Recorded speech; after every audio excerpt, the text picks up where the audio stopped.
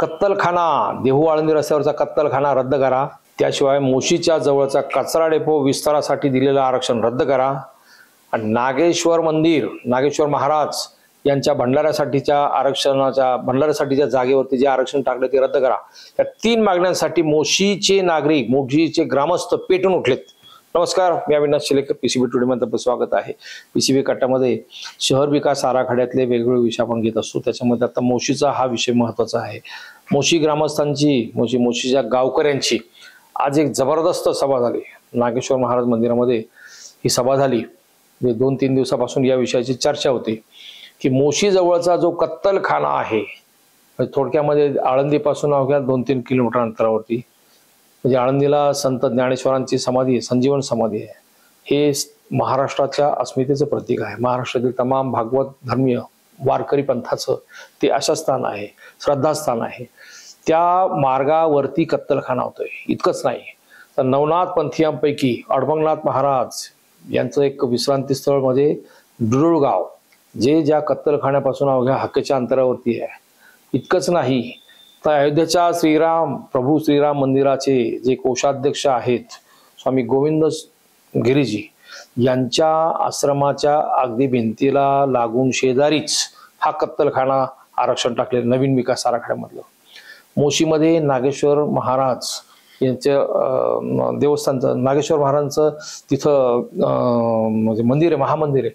त्या मंदिराच्या जवळ तिथून म्हणजे थोडक्यात नागेश्वर महाराजांचं मंदिर, तिकडं अडभंगनाथांचं समाधी आहे, विश्रांती स्थळ, पलीकडे संजीवन समाधी संत ज्ञानेश्वरांची, आणि चौरलीला सुद्धा संतांची भूमी आहे।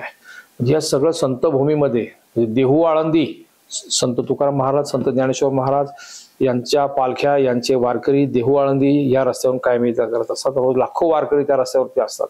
या रस्त्यावरती पिंपरी चिंचवड महापालिकेचा नियोजित अद्ययावत कत्तलखाना होणार होता। 4.5 एकर तिथं आरक्षण नवीन विकास आराखड्यामध्ये टाकलं होतं। म्हणजे हा खरं तर एक प्रकारे तमाम वारकऱ्यांच्या भावनेशी खेळण्याचा, महाराष्ट्रातील तमाम जे धार्मिक क्षेत्रातील सगळे रथी महारथी आहेत त्यांना हे चॅलेंज आहे। म्हणजे या आरक्षणाबद्दल अजूनही महापालिका आयुक्त वारंवार युक्तिवाद करतात आणि ते आग्रही असतात, हे सुद्धा गंभीर आहे। जे विकास आराखडा बनवताना कत्तलखाना हा पाहिजेच असतो, त्याविषयी वाद नाही, ते नियमच आहेत। जी नियमावली दिलेली कत्तलखाना ह्याची शहर विकास आराखडी, त्याच्यामध्ये कुठे कोणती किती आरक्षण असावीत याचे एक साचा ठरलेला असतो। कत्तलखाना ह्या शहरामध्ये पाहिजे, कारण मांसाहार करणारी जी मंडळी आहेत त्यांच्यासाठी त्याची गरज आहे। परंतु तो कुठे असावा याची जर साधी अक्कल जर ह्या राजकीय मंडळींना, जर प्रशासकीय मंडळींना नसेल तर तो प्रकार गंभीर आहे। आणि नेमकं तेच इथे घडलं की मोशीच्या जवळ तो कत्तलखान्याचं 325 सर्वे नंबर, तिथं जे आरक्षण टाकलं, त्याच्या शेजारी पशु थोडक्यात जनावरांच्या हॉस्पिटलचं एक मोठं आरक्षण टाकलं होतं तिथेच। त्याच्याशिवाय मोशी परिसरातील जी आरक्षण आहे तो सुद्धा आता कळीचा मुद्दा झालेला आहे। म्हणजे मोशीकरांच्या दृष्टीने कत्तलखाना हा त्यांच्या अत्यंत जिव्हाळ्याचा विषय झालेला आहे की हा कत्तलखाना तिथून कोणत्या परिस्थितीत हटलाच पाहिजे। यासाठी गाववाले संतपले, त्यांनी आज मीटिंग घेतली होती आणि त्या मीटिंगमध्ये मग बाकी सगळे विषय निघाले। का तर मोशीचा कचरा डेपो, म्हणजे मोशीच्या नावाला कचरा डेपो इतका चिटकलेला आहे। सुरुवातीपासून त्या कचरा डेपोला मोशीकरांनी विरोध केला, पण तरी सुद्धा तिथं तो झाला तर झाला। आता त्या कचरा डेपोचा आणखीन विस्तार म्हणजे तिथं मोशीमध्येच होणार आहे। त्याच्यामुळे मोशीकर संतापलेत। पूर्वीच्या शहर विकास आराखड्यामध्ये पुनावळ्याला जवळजवळ 60 एकर जागेवरती कचरा डेपो होता। शहर जसं विस्तारतंय त्या दृष्टिकोनातून त्या कचरा डेपोची नितांत गरज होती, पण बिल्डर लॉबीने तो प्रयत्न, तिथला ते आरक्षण उडून लावलं। म्हणजे तिथल्या बिल्डर लॉबीचं प्रेशर इतकं भारी ठरलं की पुनावळ्याचा कचरा डेपो नवीन शहर विकास आराखड्यातून रद्द झाला। मात्र मोशीचे ग्रामस्थ ते जमीन त्यांची भुसभुशीत वाटली, त्याच्यामुळं प्रशासनाने ते डॉपराने खोदायला सुरुवात केली आणि तो पुनावळ्याचा कचरा डेपो रद्द केला। त्याचा लोड आता मोशीकरांवर टाकला। त्याच्यामुळे मोशीकर तापलेत की ही कुठली पद्धत आहे। वास्तविक शहराचा संपूर्ण विस्तार 175-174 किलोमीटरचा परिघ जर पाहिला तर तो पुनावळे कचरा डेपो हा आवश्यक होता। आता आधुनिक पद्धतीने होणारे कचरा डेपो हे बाहेर दुर्गंधी येत नाही, आतल्यात कचऱ्याचं विलगीकरण केलं जातं। प्लॅस्टिक पासून इंधन निर्मिती ओल्या कचऱ्यापासून खत निर्मिती हे सगळं होत असतं. इतकं सगळं होत असताना तो कचरा डेपो रद्द केवळ बिल्डर लोकांच्या प्रेशरमुळे केला. मात्र इकडे ग्रामस्थ काहीच बोलणार नाहीत. ते म्हणजे मुखी विचारी कुणी हाका असं गृहीत धरून तिथे मोशीच्या परिसरामध्ये कत्तलखाना टाकला. पुन्हा कचरा डेपोचा विस्तारही तिथंच केला. इतकंच नाही तर मोशी ग्रामस्थ मोशी पंचक्रोशीचं जे अस्मितेचं प्रतीक आहे ते श्रद्धास्थान आहे तिथल्या नागरिकांचं. ते नागेश्वर महाराजांचं मंदिर, तिथे नागेश्वर महाराजांचं मंदिर, तिथे नागेश्वर महाराजांचं महत्व इतकं आहे. त्या नागेश्वर महाराजांच्या त्या यात्रेला समाधीस्थळात तिथे यात्रेच्या दिवशी आदल्या दिवशी तिथे जे लिलाव होतात महाराजांच्या समाधीवरती तिथला जे लिंबाचा लिलाव सुद्धा 5-5, 10-10 लाखाला लोक घेतात. इतकी त्यांची भावना त्या मंदिराप्रती आहे. त्या मंदिराच्या जो लाखो लोकांचा भंडारा होत असतो, भंडारामध्ये थोडक्यात सगळं महाप्रसाद, ते महाप्रसादाची तिथली जी जागा आहे त्या मंदिराची त्या जागेवरती आरक्षण टाकलेले आता. त्याच्यामुळे ग्रामस्थ चितलेले आहेत. ह्या तीनही विषयावरती कत्तलखाना, कचरा डेपोचा विस्तार आणि नागेश्वर महाराज मंदिराच्या भंडाराच्या जागेवरती टाकलेलं आरक्षण, या तीनही मुद्द्यांवरती सगळे ग्रामस्थ आज मोशीच्या ग्रामस्थांनी एक मीटिंग घेतली.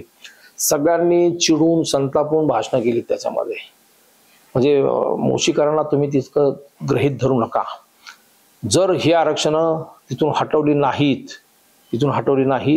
ते वेळ प्रसंगी मोशीकर रस्त्यावर यायच्या तयारीत आहेत. मोशीकर सुद्धा आता चरोलीप्रमाणे बोलायला लागलेत, आम्ही आमचा गाव बंद करून तुम्हाला दाखवून देऊ, मग मोशी गाव बंद ठेवू. तरुणांनी तर तिथं बोलता बोलता एक सांगलं की आम्ही आत्मदहन करू. शेतकऱ्यांनी काय कत्तलखान्याचं आरक्षण ज्या जागेवरती आहे सर्वे नंबर 325, ती जवळपास त्या ज्या कुटुंबाची जागा आहे ते कुटुंब अक्षरशः भूमिहीन होणार आहे. आणि 400 जणांचं एकत्र कुटुंब आहे ते, 400 जणांचं. त्यांना भरपाई किती देणार, काय देणार हा भाग वेगळा, पण त्यांचं उपजीविकेचं ते साधन तेच हिरावून घेणार आहेत त्या आरक्षणामुळे. आता ते कत्तलखान्याच्या जागेवरती असं आश्वासन देत आहेत म्हणजे राज्यकर्ते की तिथे आम्ही आता गोशाळा काढणार आहोत. प्रश्न असा आहे, जर त्या आरक्षणामुळे तिथले जमीन मालक, तिथलं ते 400 जणांचं एकत्र कुटुंब जर भूमिहीन होणार असेल, त्यांना जागाच राहणार नसेल, तर त्या आरक्षणाचा उपयोग काय? त्याच्यामुळे कत्तलखान्याच्या आरक्षणाच्या जागी तुम्ही जर पशु पालन, थोडक्यात गोशाळेचं आरक्षण टाकणार असाल तरी त्या ग्रामस्थांना, त्या नागरिकांना, त्या जमीन मालकाला ते नको आहे. ते नागरिकांना विश्वासात घेतल्याशिवाय कुठलाही विकास करू नये, अन्यथा तो विकास नसतो. त्या विकासाला मानवी चेहरा असला पाहिजे. हे साधं सुधं सूत्र आहे, ते सुद्धा प्रशासनाला, राज्यकर्त्यांना समजत नाही. मोशीकरांनी जो त्रागा व्यक्त केलेला आहे, आज जी वज्रमूठ आज तयार केली त्यांच्या ग्रामसभेमध्ये, मला वाटतं की पुनवळ्याचा कचरा डेपो जसा पुनवळ्याच्या बिल्डर लोकांनी हाणून पाडला, तसा मोशीच्या लोकांनी, जर मोशीच्या ग्रामस्थांनी त्यांची एकजूट अशीच कायम ठेवली आणि पुढच्या काळामध्ये प्रशासनाला तुम्ही मुदत देऊन या विषयी सांगितलं, तर मला वाटतं त्यांची सुद्धा ह्या मागण्या मंजूर होतील.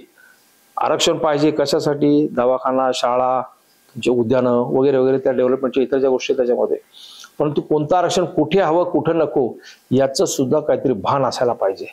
सगळ्यात धक्कादायक प्रकार असे आहेत, मोशी, चरोली, चोवीसवाडी, डुळगाव, वडमुखवाडी ह्या सगळ्या परिसरामध्ये बिल्डर लोकांच्या एकाही एकाही जागेला धक्का लागला नाही. शेतकऱ्यांच्याच जागेला धक्का लागलेला आहे. शेतकऱ्यांच्या जागांवरती आरक्षण पडलेले आहे. म्हणजे ही ज्यावेळेस सगळी आरक्षणं, म्हणजे मोशीचं तिथं 60 आरक्षण आहे टोटल. त्याशिवाय चरोली, चोवीसवाडी, वडमुखवाडी या परिसरामध्ये 166 आरक्षण आहेत. मागच्या वेळेस ती 105च काहीतरी होती. 51 आरक्षण जास्त आहेत. म्हणजे हे सगळं पाहिलं तर हे जाणीवपूर्वक षडयंत्र तर नाही ना, असा एक संशय निर्माण होतो. त्याच्यामुळे चरोलीकरांनी आता वज्रमूठ केली आहे. ते सोमवारी महामोर्चा काढणार होते, पण त्यांनी मुदत दिली आहे प्रशासनाला. आणि चरोलीकर मुख्यमंत्र्यांना भेटले, उपमुख्यमंत्री अजित पवार, एकनाथ शिंदे यांनाही भेटले. त्यांनी आश्वासन दिलं की चरोली परिसरातला जो टीपी प्लॅन आहे संपूर्ण 1425 हेक्टरचा तो रद्द करू. चरोलीकरांचं ते वजन तयार झालंय. तसं मोशीकरांचंही अशा पद्धतीने जर मोशीकरांनी वज्रमूठ केली तर त्यांच्या ज्या मागण्या आहेत त्यांना यश मिळू शकतं. कत्तलखाना जाऊ शकतो तिथला, ते आरक्षण रद्द होऊ शकतं. फक्त मोशीकरांची वज्रमूठ पाहिजे. आणि 60 दिवसाच्या मुदतीमध्ये हरकती सूचनांसाठी तमाम मोशीकरांनी जर मोहीम राबवली, एकजूट केली, सह्यांची मोहीम राबवली आणि हे आरक्षण तिथं का नको हे कायद्याच्या चौकटीमध्ये बसून जर तुम्ही निवेदन तयार करून हरकती सूचना दिल्या तर जनमताच्या रेट्यापुढे प्रशासनाला झुकावं लागेल. चरोलीकरांपुढे महापालिका जे आयुक्त आहेत शेखर सिंह हेकेखोर आयुक्त, त्यांना अक्षरशः झुकावं लागलं. तसंच मोशीकर जे एक झाले तर मला वाटतं मोशीच्या ह्या सगळ्या मागण्या मंजूर होतील. आजची सभा ही त्यासाठीच होती, हा इशारा सभा होती. आता त्यातली भाषणं ऐकल्यावरती ते लक्षात येते की त्याच्यामध्ये धग प्रचंड आहे, प्रचंड धग आहे या सभेमध्ये. आणि त्याच्यातून म्हणजे आता मी नावं घेत नाही त्याच्यामध्ये, परंतु जे आजी माजी नगरसेवक सगळं राजकारण वगैरे बाजूला ठेवून सगळी मंडळी एक झालेली आहे. त्याच्यामुळे ह्याचं खरंच स्वागत करायला पाहिजे. या निमित्ताने का होईना गाव एक झालं, गावामधलं राजकारण बाजूला पडलं आणि गावचा विकास करण्यासाठी किंवा गावावरती होणारा अन्याय दूर करण्यासाठी सगळे एक झाले. शहर विकास आराखड्यातील कोणती आरक्षणं पूर्वी किती होती, किती डेव्हलप झाली. मोशीच्या सभेतल्या नागरिकांनी सांगितलं, अहो आमच्याकडे 60-70 आरक्षण मागच्या विकास आराखड्यामध्ये पडली होती, त्यातली 5-6 सुद्धा विकसित होऊ शकले नाही 30 वर्षामध्ये. 30 वर्षात तीच परिस्थिती चरोलीची आहे. चरोलीमध्ये अवघी 4 आरक्षणं विकसित झाली 105 पैकी. म्हणजे हे असं जर असेल तर लोकांनी विचारायला पाहिजे ना प्रशासनाला, हे तुम्ही आरक्षण टाकता ही अवास्तव आहेत. ज्याची जितकी गरज असेल तितकीच आरक्षण तुम्ही घ्या, अन्यथा हे उगीच फापट पसारा करायचा आणि गुंतवणूक ठेवायच्या जागा लोकांच्या आणि नाहक शेतकऱ्यांना त्रास द्यायचा, हे काही योग्य नाही. सगळ्यात या प्रशासनाचं विशेष असं आहे की संपूर्ण शहर विकास आराखड्यामध्ये बिल्डर लोकांच्या जागेला कुठेही धक्का लागला नाही. जे पैसेवाली मंडळी आहेत जी जाऊन त्यांना भेटलीत त्यांच्या जागांना धक्का नाही लागला. मात्र शेतकरी जे आहेत, भोळे बाबडी सामान्य जनता आहेत, त्यांच्या शेतीवरती आरक्षण पडलीत. इतकंच नाही तर मंजूर विकास आराखड्यामध्ये ज्यांनी बिल्डिंग बांधलेल्या आहेत त्या बिल्डिंगवरती आरक्षण टाकली. इतके तर हे शहाणे प्रशासन. त्याच्यामुळं या प्रशासनाच्या आखलीची कीव करावी वाटते. यांनी खरंच हा शहर विकास आराखडा केलाय की त्या आरक्षणाचं विकास आराखड्याचं दुकान मांडलंय, याची चौकशी झाली पाहिजे. लोकांनी आता थोडं कठोर शब्दात आम्ही बोलतो, तुम्ही पण लोकांनी थोडं कठोर शब्दात त्यांना जाब विचारायला पाहिजे. मोशीची सभा याची इशारा सभा होती. जर प्रशासनाने त्या सभेची दखल घेतली नाही तर मोशीकर उद्या रस्त्यावर येऊ शकतात. चरोलीकर जसे महापालिका भवनासमोर येऊन त्यांनी आंदोलन केलं होतं, वेळ प्रसंगी ते आटोक्याबाहेर गेलं तर त्याला प्रशासनाला फार जड जाऊ शकतं. मोशी, चरोली, डुळगाव, वडमुखवाडी, चोविसावाडी हा संपूर्ण जो पट्टा आहे मोशी विधानसभा मतदारसंघाचा, त्याच्यामुळे आमदार महेश लांडगे यांची सुद्धा तितकीच जबाबदारी आहे. मोशीपुरता आत्ताचा विषय होता. पुन्हा आपण या विषयावरती पुन्हा बोलू. धन्यवाद.